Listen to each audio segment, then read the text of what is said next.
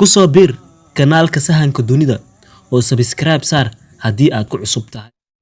Assalaamu calaykum dhammaan akhyaarta sharafta leh ku soo dhawaada kanaalka sahanka dunida. Gabdhaha ayaa laga yaabaa inay ka shakiyaan ninka iyaga jaceylka u qaba, gaar ahaan xilliga ay isku diyaarinayaan guurka. Si aad u ogaato ninka sida dhabta ah kuu jecel, waxaan kaga hadlaynaa muuqaalkeena inagoo ku saleynayno habdhaqankiisa, ficiladiisa iyo dabeecadaha uu ninka u muujinayo marka uu wax jecel yahay. Haddaba intaana gudagalin barnaamijkeena, fadlan subscribe saar kanaalka, gambaleelkana taabo si ay muuqaaladeena kuu soo gaaraan. Haddii uu ku anfacana muuqaalkani, fadlan like garee. Fiiro gaar ah, dabcan nin walba waa uu ka duwan yahay ninka kale. Mid walba wuxuu leeyahay shakhsiyad gaar ah, fikrado madax bannaan iyo dabeecadaba. Sidaas daraaddeeda, waxyaabaha uu ninka u muujinayo jaceylkiisa waa ay ku kala duwan yihiin ninba ninka kale. Laakiin astaamaha aan xusi doonno waa ficilo guud oo ay wadaagaan ragga inta badan.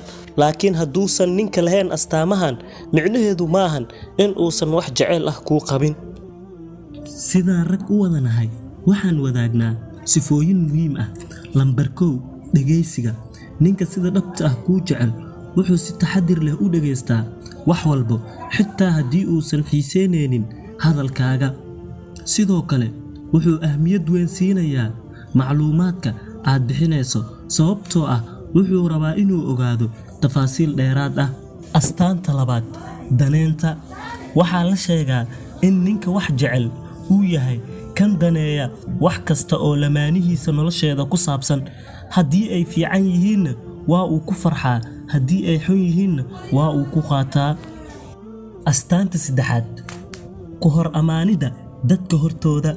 Haddii ninku had iyo jeer ku ammaano saaxiibtiisa dadka kale hortooda, ha ahaadaan qoyskiisa, qoyskeeda ama asxaabtiisa, taasi waxay ka dhigan tahay in uu si dhab ah u jecel yahay. Inkastoo ragga qaarkooda laga yaabo inaysan awoodin inay si toos ah u sheegtaan ama u ammaanaan jaceylkooda.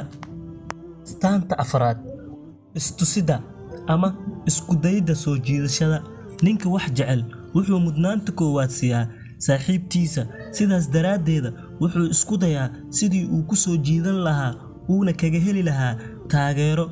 In badanna wuxuu isku dayaa sidii uu isku soo qurxin lahaa si uu iyada u soo jiito.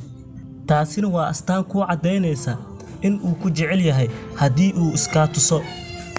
Astaanta shanaad, waa uu ku fahmayaa adigoona hadlin. Ninka sida dhabta ah wax u jecel wuxuu fahmayaa qofka uu jecel yahay iyadoona hal erayna oran, wuxuu ka aqriyaa wejigeeda. Astaanta lixaad, u keenidda hadiyadda. Haddii ninka saaxiibtiisa hadiyad uu u keeno, xitaa ha ahaato hadiyad fudud, waxay ka dhigan tahay in uu dareen qoto dheer ah u qabo. Waxaan rajaynayaa in uu muuqaalkani ku caawiyey. Haddii uu ku anfacay, la wadaag oo sii gaarsii asxaabtaada kale. Haddii aadan horay subscribe u saarinna kanaalka, hadda subscribe saar si aad muuqaaladeena dambe ula socoto.